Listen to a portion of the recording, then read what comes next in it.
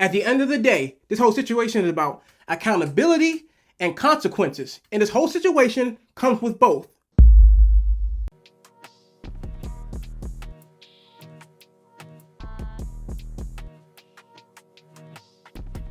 What's up, Mafia? Sean Mannion finally opened up his mouth, and what he said about this offense should have every Eagles fan fired up. Vic Fangio looked the media dead in its face and told them exactly how long he's staying in Philadelphia. DeVonta Smith is doing something this offseason that nobody's talking about, and it tells you everything about where this team is headed. And yeah, we gotta talk about Nolan Smith. A lot is happening right now, and it's a good day to be an Eagles fan. So, let's get it mixing. Let's start with the best news coming out of the offseason. DeVonta Smith is locked in. James Palmer, who covers the league for Bleacher Report and The Athletic, went on Kate Adams' Up and Adams show and said something every Eagles fan needed to hear. He said DeVonta Smith has been, quote, a man possessed this offseason about stepping into his role as the new number one, calling former receivers and asking them what it takes, doing the work that most guys won't do. And then Palmer said he talked to Nick Sirianni directly, and Sirianni told him, we just scratched the surface with DeVonta Smith. One player I would keep my eye on is DeVonta Smith. Okay. Like, what I have been told this offseason is he has been a man possessed about, I'm going to step into this number one role. Okay. Calling former receivers, asking them about different things this offseason. I had a conversation with Nick Sirianni where he was like, we've just scratched the surface with DeVonta Smith. Like, I think we can do so much more with him in this new offense. We can do so much more with him. And then they have Wicks and they have Hollywood and they have, so they've changed their room for sure. And they truly believe DeVonta Smith can be a one, but the more the merrier sometimes with Howie Roseman. But yeah, he's gonna keep looking around. Think about what that actually means. This guy had 3 1,000-yard seasons.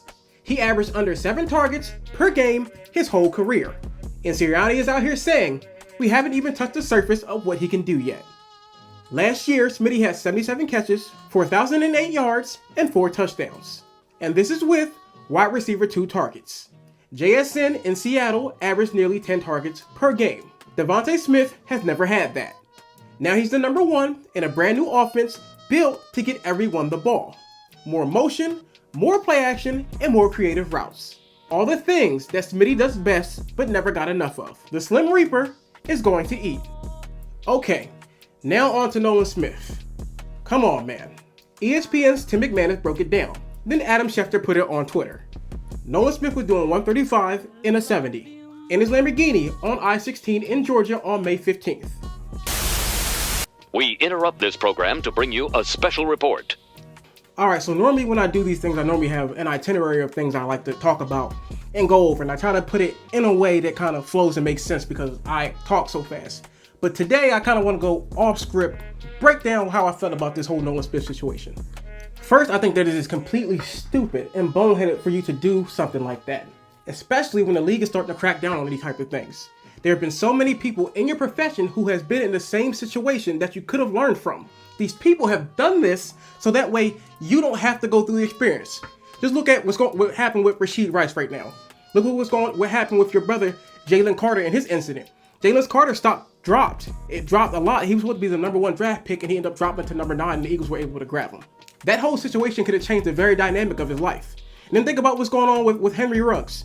Henry Ruggs had all the talent in the world. I thought that Henry Ruggs could have been a top 10 receiver in this league. And one bad decision placed him where he is right now. It's very disappointing, and I understand that Nolan Smith is young. And I'm not coming down on Nolan Smith the person. I'm coming down on Nolan Smith's actions because that was very stupid and it's very dumb. I'm glad that no one was hurt. I'm glad that he wasn't hurt. But one wrong move and Nolan Smith could have lost his life. One blown tire, one deer stepping out into the road, and Nolan Smith is gone.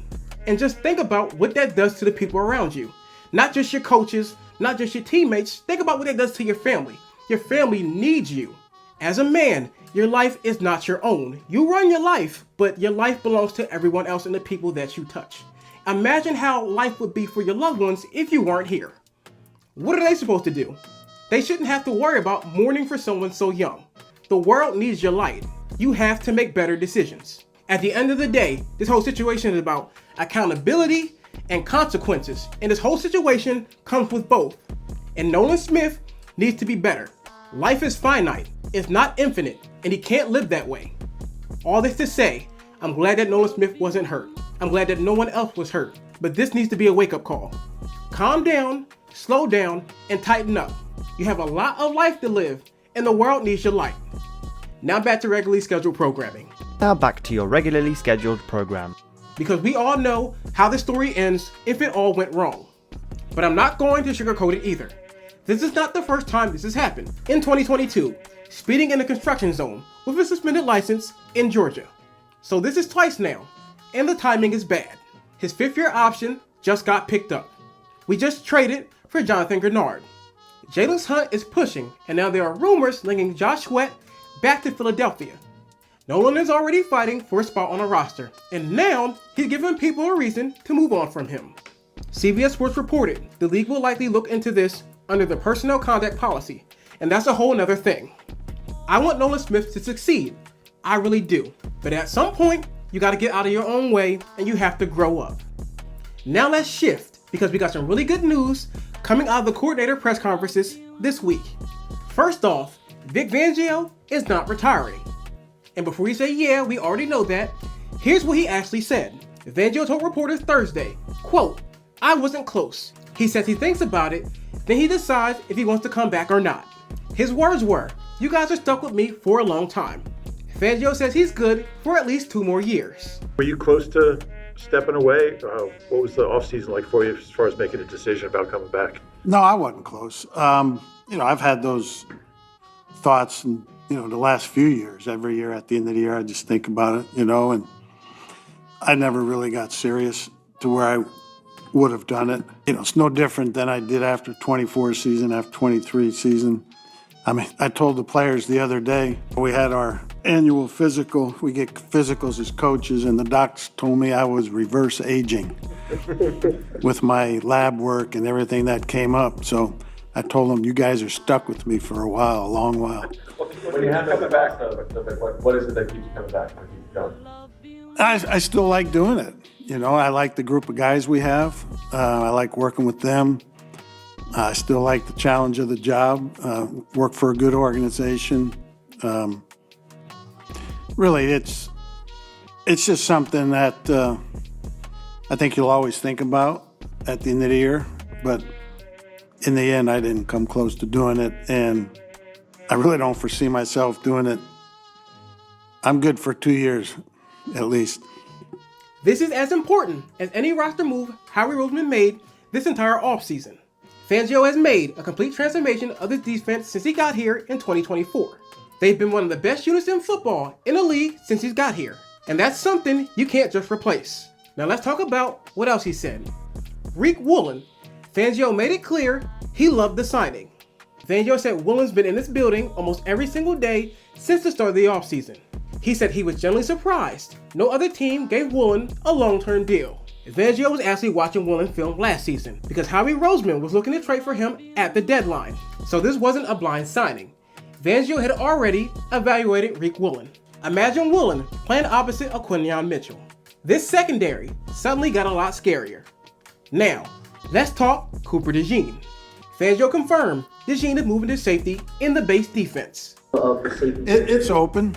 I think Marcus is someone that will have put up good claim to it. In base, it will be Cooper. When we go to nickel and Coop comes up and plays nickel, it'll be Epps. We're taking a good look at Michael Carter back there. Who else am I forgetting? Andre Sam. And then we signed an undrafted free agent, Gush. JT Gray has been mainly a special teams player, but, he'll get a look. So we'll look at all those guys. It's an open competition. Last year, DeJean was your outside corner in base packages. This year, he's at the back end. Now, before people panic, sharp analysis showed Eagles were in base defense only 25% of the time last year.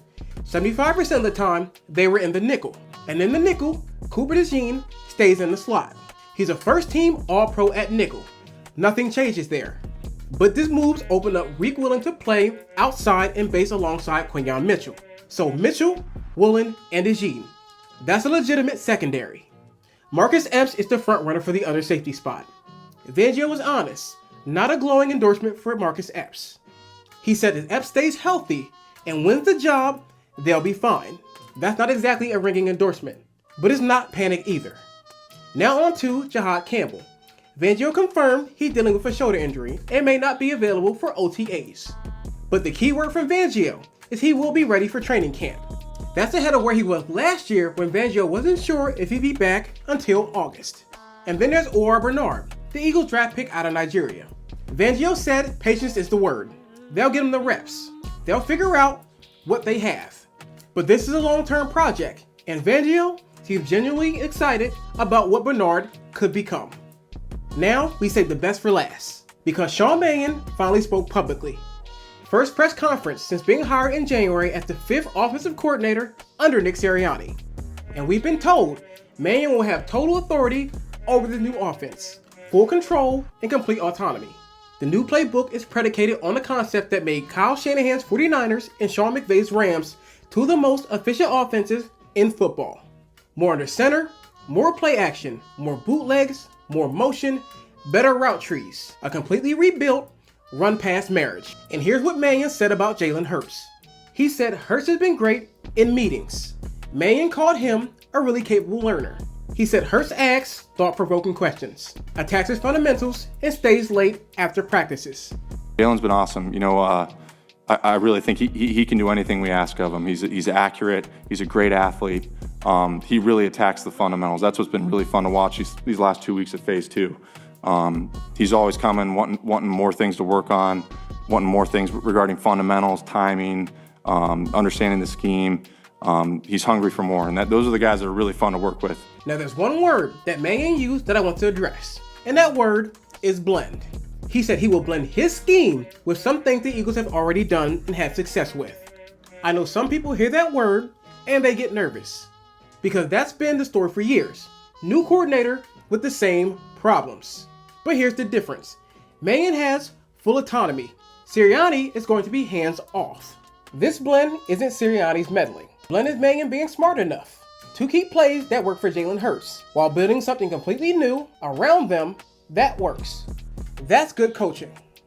Per Zach Berman, Mannion connected with the Eagles, Sirianni, Howie Roseman, and Jeffrey Lurie from the very first conversation. He said it felt like a great fit immediately. And that's a great thing to hear for us Eagles fans. So, where are we right now as Eagles fans? We've got a brand new offense under a coordinator who has full control and actually knows what he's doing. We got DeVonta Smith locked in and hungry in a way that we've never seen before. We've got Vic Fangio coming back for at least 2 more years. And yeah, we got Nolan Smith speeding. But I'm sure this will be a wake-up call. And he will let his actions and his football do the talking for him. OTA start May 26th. The A.J. Brown trade saga should wrap up around June 1st. Mandatory minicamp is June 9th. We are generally so close to seeing what this Eagles team is made of. And right now, I really like what I'm seeing. So drop your thoughts in the comment section. Who's the most important piece of the puzzle to you? Is it Sean Mannion or is it DeVonta Smith? And be honest, are you worried about this Nolan Smith situation? Drop it in the comment section and let me know. And if you're not subscribed, do me a favor and hit that button right now.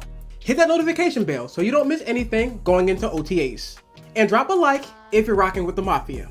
And once again, I've been Brother Shy, and this has been the Midnight Green Mafia.